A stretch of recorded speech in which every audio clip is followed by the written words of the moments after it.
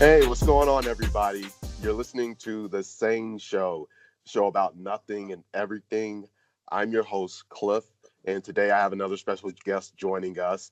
She has worked as a director on The Bernie Mac Show, Blackish, Grownish, Ugly Betty, Scrubs, Brooklyn Nine-Nine, and many of our other favorite television series. Linda Mendoza, how are you doing today, Linda? Oh, hey, Cliff. I'm well. Thank you so much. Thanks for having me. I don't know if you heard the clanging in the background. I'm in New York City, so yeah, we're going to have some It is. sounds. It is all good. It's all good. I'm excited to have you on. I've been looking forward to this conversation that we're going to have today. Thank And you. always, thank you for taking time out of your schedule to come on the same show today. Sure, my pleasure. Thanks for having me. Awesome. So, really quick, before I introduce the topics, I want to take a moment to shout out all of our listeners in all 60 plus countries around the world. Thank you guys. I love you guys. Thank you for continuing to like, share, subscribe to the same show and spreading the word and helping us, get our listens up. And if you don't already follow us, be sure to check us out on Instagram and Twitter at sane_show. That's sane, SANE_show. That's on Instagram and Twitter. And then you can find us on Facebook. That's SANE Show. Again, on Facebook, SANE Show.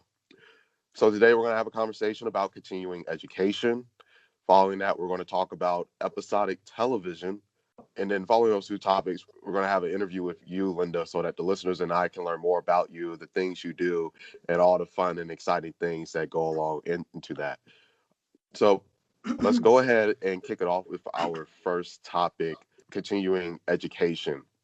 In the first conversation that we had, one of the things that really stood out to me and that I really like about yourself being a seasoned professional in your field of work is that you're invested in continuing education. And one of the things that I'll admit, being as young as I am, especially like when you become good at something, you think you got it and you think you don't need to learn anymore. And you don't want to take that time to invest in further growing yourself.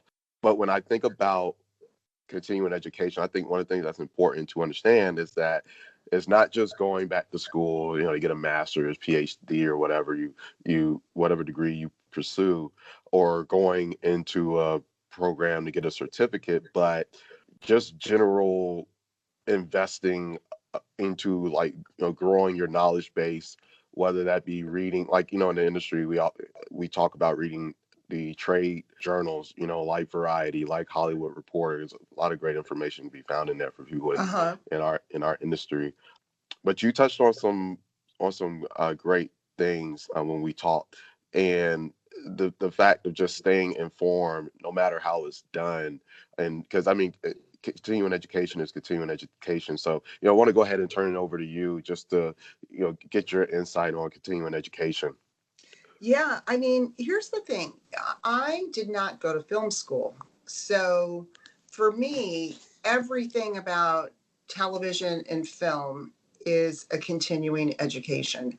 I, went to school to be a sociologist and kind of fell into the business. So, I did start to take some classes but I really did fall into it. And so when I say continuing education, I mean things for me like taking screenwriting classes, taking acting classes, really seriously being, like scene study classes, like really trying to understand what are the tools, that a real director needs. Because I've worked with a lot of great directors as a production supervisor and as an AD. So I saw early on how many different genres, how many different mediums there were that you could know. So I'm one of those people that started in variety television. Like I was the AD on the Video Music Awards for MTV for like 8 years, like some of their biggest shows. The Rock and Roll Inaugural Ball when Bill Clinton went in. I did the first show ever when the Obamas were in the White House with Stevie Wonder. It was in performance at the White House, which had gone away for a while. So I come from a world that had a very different background in terms of filmmaking. I learned early on that there was a lot of stuff that I had to if I really wanted to be a director, I needed to understand all of these elements. So, so that's what I mean by continuing education. Like there's always new cameras to learn and what's not good about these cameras versus this. These don't have as much light. These have better zoom lenses. I learned a lot about lenses, which I didn't realize like we really should know what the difference is between a 35 and a 65 and what kind of shots you can get with that. All of this stuff just gives you tools to help you see your vision better. And so that's kind of what I mean by that. And also this year, particularly, well, it's already going to be a year in August. I did a little show called Connecting for NBC. And it was a technical nightmare in terms of figuring it out, but it was figured out. Like 8 different actors had cameras, sound packs, lighting equipment. They got set wardrobe, they got set makeup packs. Like they were doing everything, to build the show because it was all done remotely. I never left my office, even when we were scouting. Like it was all through the Zoom camera or through their phone. They would FaceTime so they could show us what's the entrance to the apartment, where are the windows, do they face south, do they face east, whatever that information is that you need when you're scouting. So you can figure out the time of day you're going to shoot it. It's just like, it's always an opportunity to learn, Cliff, I find, no matter how long I've been doing this. And even watching my director that's working now on Harlem, the show I'm doing for Tracy Oliver, just watching this woman, Nima Barnett, like you see a different way of working. And, you can take from that and put it in your tool belt. You know what I mean? Right. And I'm sure there's things from me that she, has seen, because, we're different, right? We all have different minds and have different visions, and that she's like, yeah, I like that. That goes in her tool belt too. So it's, it's really interesting. And going between genres, Lord, it's a real learning curve on that. So I never would have thought that, honestly. oh yeah, it really is. Schedule, tone, everything between half hours and hours, like, and even hours like a Grey's Anatomy, say, compared to like a SVU. The tones are so different, and the style in which they're shot and what they're about. That's the kind of stuff that to this day fascinates me. I had to go and test over there. Chris Maloney was walking right by me, and I'm still like starstruck after all these years. I'm like, oh my God, that's Chris Maloney. It's true, man. I like worked with Richard Dreyfuss, Robin Williams, Billy Crystal. I've worked with all these greats, and I'm like still starstruck.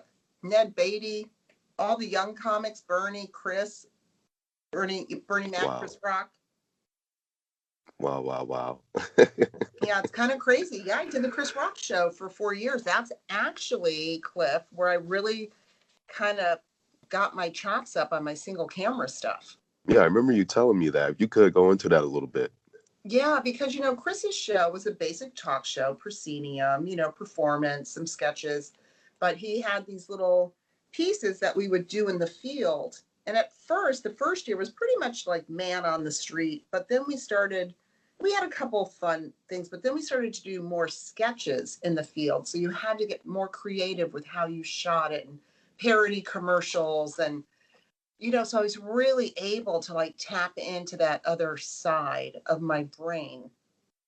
And it was incredibly helpful in getting the Bernie Mac show, actually. Although I had worked with Bernie, I did a short series for him for HBO.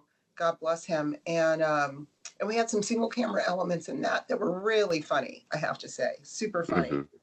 And he was a guest on the Chris Rock show. I mean, it's kind of amazing how the world really is just one giant circle of people crossing through each other's lives. But Bernie came on the show. He was promoting Kings of Comedy. And he was our first guest. It was our last season.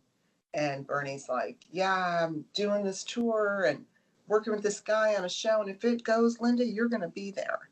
And I, of course, like call my agent and my manager. I'm like, Bernie just said this. They're like, yeah. Like, don't You're going to have to go, get approved by the network. You'll probably get the one on the back nine. Like they were very like, not naysayers, but trying to keep it real, I guess. Mm-hmm. But Bernie had me meet Larry Wilmore, and that was kind of amazing. And so I got the second episode, and I got to follow the pilot director who, oh my gosh, I'm going to reset that up with his name. Oh, Ken Kwapis. Ken Kwapis. Sorry, my brain's just a little tired.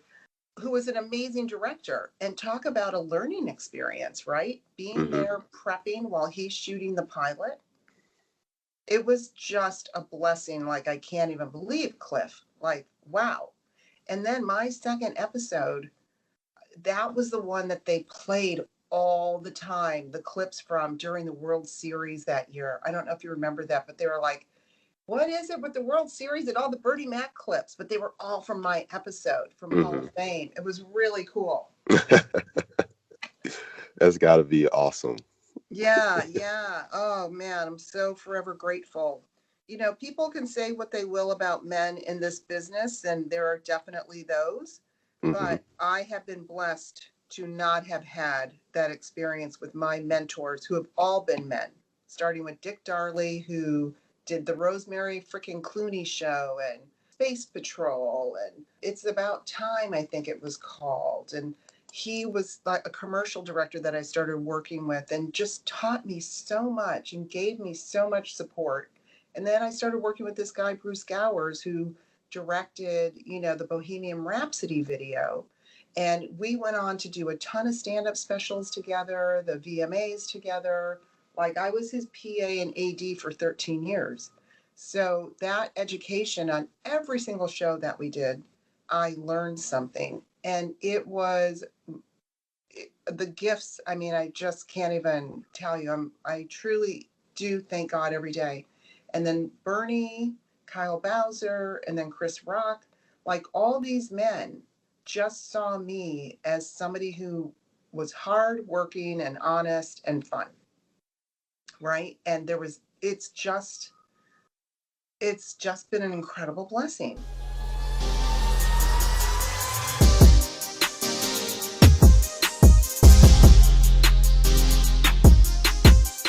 All right, we're back. Now we're going to have a conversation about episodic television. So something that touched on a little bit in the previous segment definitely gave me a lot of great insight into, episodic television in our first conversation that we had. You talked about there being multiple directors on set and how others are prepping while, shooting is taking place for a current episode. And I know one thing you said to me that really stood out is how completing your day is key in episodic television. And, just would love to get more insight on that side as far as episodic television and how it works and all those things that go into it. Right. Well, that would be single camera episodic that we're talking about, where there's two teams, right? There's only one DP usually, but Mm-hmm. there's two first ADs and two seconds. So what happens is they're not both on set. One is prepping, and that's usually in the office, doing meetings with props and wardrobe and going on scouts and tone meetings and concept meetings. And that's what's happening usually in prep while somebody else is shooting on the stage. Not that you don't go and walk the stage or go and watch a scene or two being shot, and you know what I'm saying. But basically, while someone's shooting, another director is prepping, because in single camera, that's kind of the only way it can really work, because there's so many elements that go into it. Like I said, like the locations. Are there set pieces that need to be built? Is it stunts? It depends on what the episode is, but Right. in order to prep that, you can't be shooting. You know what I mean? You can't go straight from shooting to shooting. You can do that in multicam. They have a much different schedule, right? That's more like what they call proscenium shows. And in the old days, they had an audience, but it's usually like 3, 4 cameras, and that's a 1 week schedule. And oftentimes they have the same director for multiple episodes, because you go in that your week is like, you do the table read, you production meeting, you do maybe a little bit of rehearsal, but there's always a rewrite after the table. Then you get the production draft, put it up, you work with it with the actors on the next day, usually do like a writer run through. Then you'll do a producer run through the next day. Then you start shooting the final 2 days. So the schedule is so different. Single camera, you're usually working 10 to 12 hours. In multicam, you only work those hours on the days you're shooting. The other days are pretty normal. You go home and have dinner with your family usually. So, what would you say? Which would you say is more? I guess, and I don't want to dive into the question that I have for you later, but which would you say is more smooth? Like, doesn't More smooth? yeah. Oh, any show with a really good executive producer. Okay. Because they're both, unique unto themselves. And it's like shooting single camera can go very smoothly. I mean, I always say there's a production vortex, the thing that happens that nobody has any control over. You know what I'm saying? So there are those elements, and I will say those happen more often in single camera, but only because the amount of days that you're out there in the field, you're on location a lot more. You're going to have more elements that are coming into your world, right? Mm-hmm. So in multicam sitcom, you're on a stage where pretty much everything is there to kind of help you move forward. Like Mm-hmm. it's just different. They're just so different. And that, not only the hours, the amount of prep. I'd love to retire on a multicam Why is that? because you could have a really good life. I could have dinner 5 nights a week with my family, work hard, but 2 days are long. And you know Mm-hmm. what I mean? It's just, I'm not taking away the simplicity of it because it's not simple to have a good sitcom. It's about timing, it's about pace, it's Mm-hmm. about character. Really do have to work out those beats and good jokes. All of that stuff still has to land. And sometimes with a lot more pressure because of the audience element and stuff. Mm-hmm. And I know you were saying too, like back, is it not really a thing anymore for shows to be filmed in front of an audience? Well, I'm just saying, because of the pandemic, that was a really bad Got you. joke. Got you. So that still is a thing. I'm not gonna lie. I always Yeah, wonder, and yeah. people joke about there being a button or something that Yeah, someone's pressing no. in it. As a matter of fact, my son went to a comic show for this dude, Josh Johnson, and they had to test before they went, and it was all social distance in the club, and everybody had to keep their masks on, much like how they're doing on SNL. And so that was the first time I think Comedy Central had shot anything with an audience in a while. Hmm. It was very, very interesting. So But I it'll, know when it comes to well, I don't, I know there is like an audience director, correct, or audience producer. Forgot what the title of it. yes, yes, definitely. And what's on these, sitcoms with the live audience before, pre-COVID? What's usually happening there? Oh gosh, it's so funny because I started as a page. So usually you bring in like groups, from San Bernardino, or there's a lot of buses that come in for those shows. And oftentimes the bus is paid for. So it's just, I don't know how they do it now. I know they have to blanket, like for this show, the woman I know went into coffee shops, and there were some places that were open, like limited or whatever for indoor. And I know she went and did stuff there. And she also has a list. These people start to generate lists of people that they can bring. And yeah, it's really interesting, the audience business. Wow. Yeah, I'm just thinking like I would love to sit in on and I would have loved to sit in on some of the older sitcoms like Everybody Loves Raymond or King of Queens, Yeah. and just because I'm just sitting here imagining like because being in the audience, and it's so crazy how different things, like because we watch it on TV, right? Yep. But I'm just thinking about how being there in person, it really gives you this really a theatrical experience because it would just be like going to watch any comedy play, Stage play. Yeah. stage play. Yeah. For sure. When I first moved to California, I worked for that place, I think I told you this, Peaches Records and Tapes. That's why I Yep. went there to work for them. And I was working at the store on Hollywood Boulevard, and I would come home on Friday evenings early, and I would always get pulled into the 5:30 taping of Soap. And it was fascinating to watch. Fascinating. I'm not kidding you. Billy Crystal, I mean, it was like, wow. It was very, I'm just leaping on what you were saying about watching those shows. Like that was like back in the day. Mm-hmm. And it was really a trip. And I just watched that with such, and I must have gone at least a dozen times. Yeah, because we were shooting it at Sunset Gower, and I lived right down the street. I was like such a Hollywood kid on Beechwood. Yeah. Oh man, that's so awesome. Mm-hmm. Pretty cool. It's all going to be in the book. Yeah.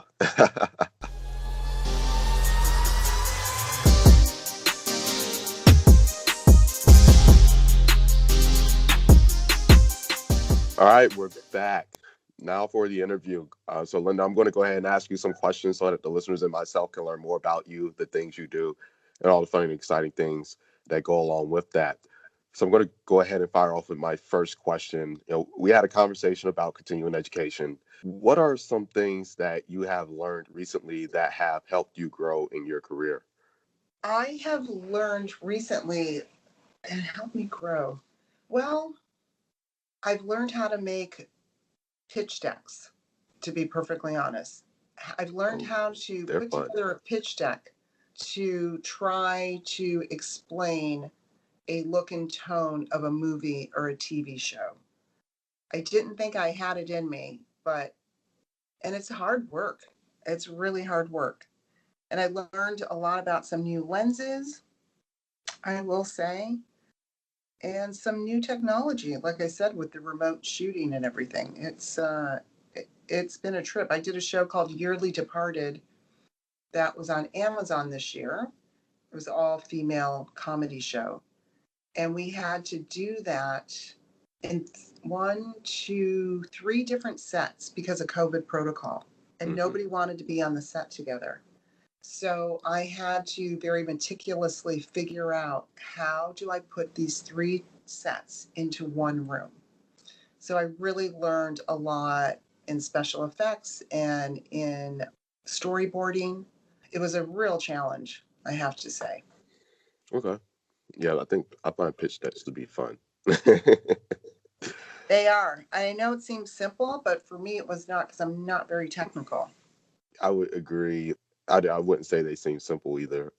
Some of them can be a challenge depending on what you're trying to pitch, and then like the audience and everything like that. So,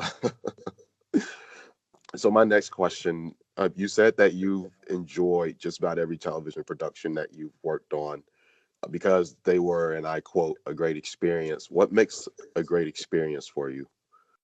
I just want to clarify that really what I was trying to say is no matter what the production is, what you've been on, because there have been tough ones, you always end up having appreciation for it because Mm, you become attached to the material, the producer, you know what I mean, right. whatever that is. But really, truly, I think the best experience is always when you're working with a fun and collaborative cast and crew. Because sometimes on some shows I've gone into and it hasn't been necessarily like that.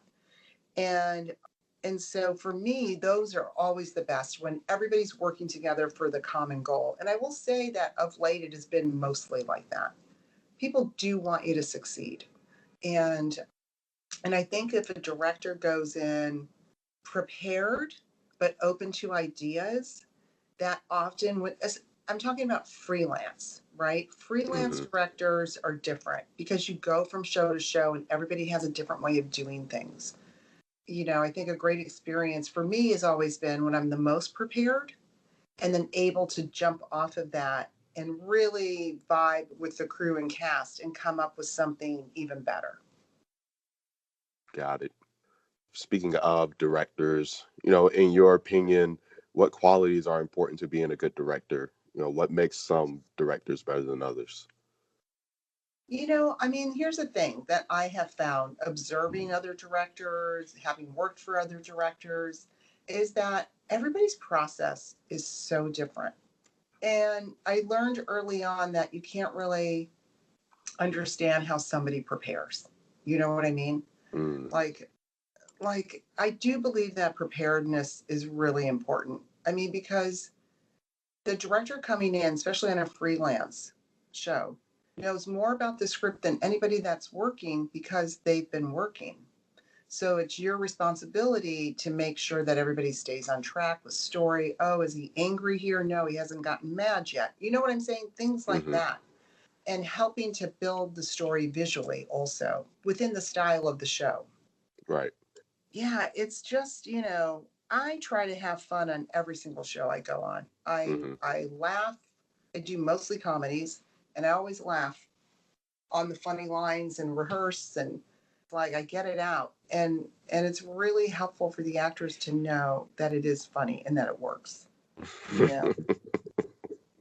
Do you find yourself doing like a lot of I guess like retake? I think about like the like you stay on, you watch the end of the movie or even at the end of a show, and they show the outtakes, and they have to, especially like the comedies where it's like super funny and everybody's having a good time, and it's like, okay, cut, let's run that back, let's shoot it again. Do you find that being the case? Well, sometimes, Cliff, I will say it is hard to know when to cut because you don't like. For instance, I was working with Whoopi Goldberg, and you just don't know what she's going to do. So, I mean, it's like you got to just keep rolling. And what? And they did do a couple of tosses back and forth, her and Megan Good on the show that I'm on, and it was so funny, and I was laughing so hard. I mean, to myself, like choking. And Hmm. Whoopi says, "Is someone going to call cut?" And I laughed out loud so hard. It was just so freaking funny.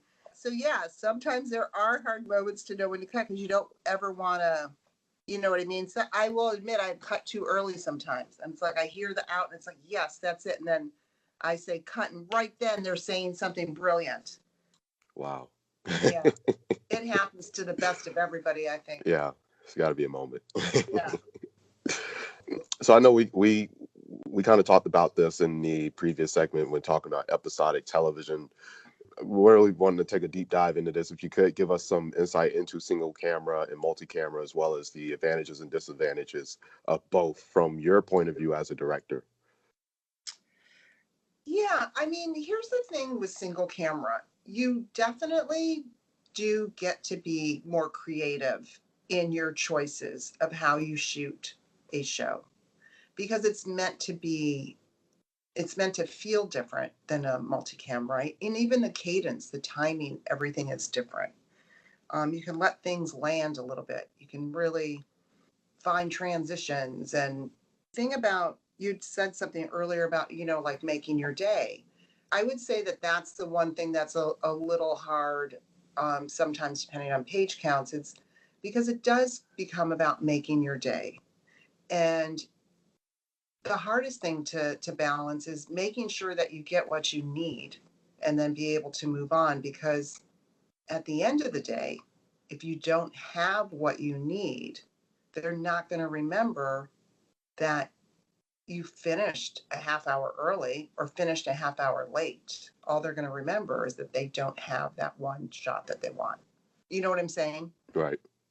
So there's that, like you're always like balancing your day, timelining, how long do I need for this? How long do I need for that? And then if you balance something on top of that, it's going to be the shots. What are the priority shots you have to get? And it's just different. It's a harder grind, single camera, because you're up early, usually have 7 or 7:30 starts. And like I said, they're usually 10 to 12-hour days. And it's 5 days in a row shooting, or 6 or 8 if you're doing a 1 hour. And it's a lot of energy. It takes a lot of energy, but it's fun, and the energy comes from being on set, Hmm. for sure. It really really does. I never sit on set. I'm always standing because I do have a lot of energy. Right. Right. My GP, like, I usually have one cup of coffee in the morning and that's it. And he's like, you have this much energy at 6 at night for like a cup of coffee? I'm like, yeah. And he's like, meanwhile, having a cup, I'm like, I would never sleep until tomorrow.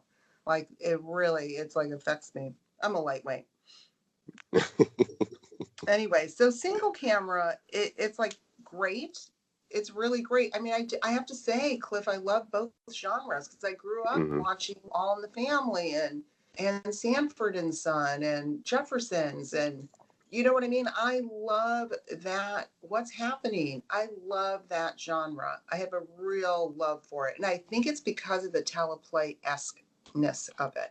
I love theater. And it is like staging a little theater show, little something every week. You still have to hit the jokes and hit the heart and be on the right face at the right time. You know what I'm saying? Yeah, Yeah, that and I don't really see them so much as disadvantages as more just differences, I guess. understood. Fair enough. Well, thank you, Linda, for again taking time out of your schedule to come on the SANE Show. I really appreciate it. I really enjoyed having you on as a guest, and would definitely like to have you back on at some point in the future. So, thank you. Cliff, thanks so much for having me. I really enjoyed speaking with you and your very thoughtful questions. And yeah, very cool. Awesome, awesome. And listeners, thank you guys again for continuing to listen to the SANE Show. Tune in, liking, sharing, and subscribing. Please continue to just share the word about SANE Show. Appreciate it. Love you guys. And remember, you guys are listening to SANE Show, the show about nothing and everything. And until next Mm. time, we're out.